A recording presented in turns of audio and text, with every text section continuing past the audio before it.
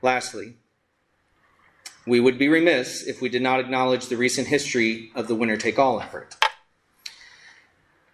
Today also marks the birthday of Charlie Kirk, who was an influential voice in the previous attempts to get winner-take-all across the line. For those tuning in nationally, that legislative effort failed, both in our regular session of early 2024 and in a failed attempt to call for a special session last year. Charlie was here in the spring to encourage senators to act during our legislative session, and came again in September to lobby for a special session. I will never forget my time spent with him last September, eating lunch at my restaurant after just doing a voter registration drive on campus.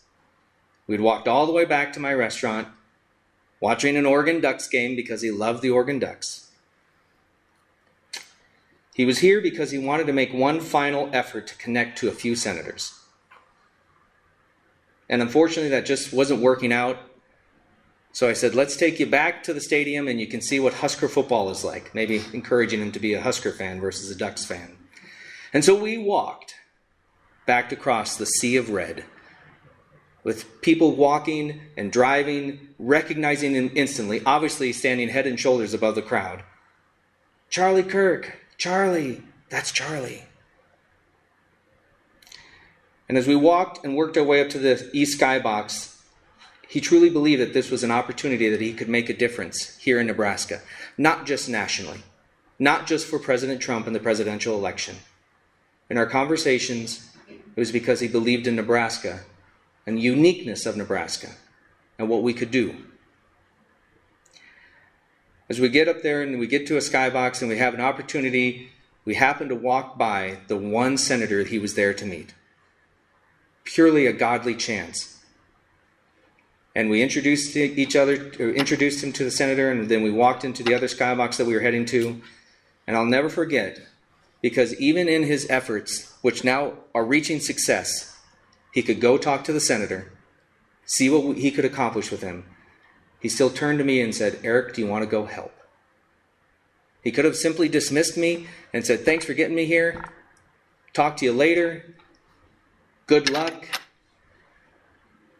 But he considered me a part of the team to try to accomplish something of huge importance. And I simply said, no, I got to head back to work. We were in Larry the Cable Guy's skybox, and he said, well, I'll go and help. Let's get her done. It's one of those things that you remember for the rest of your life.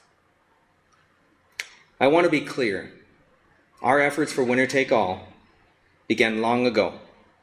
And we had submitted our petition language, which takes about 30 days to complete through the Secretary of State's process, before his assassination.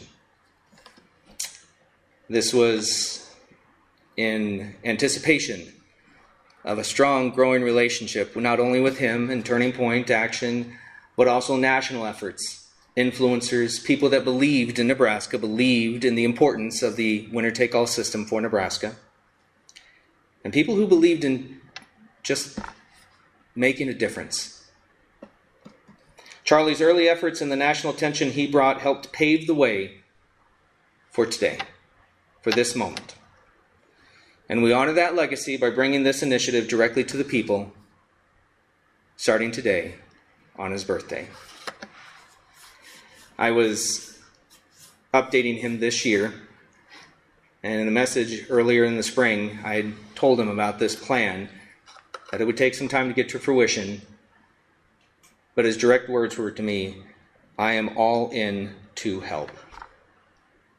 So Charlie, thank you for the efforts that you've put in Nebraska.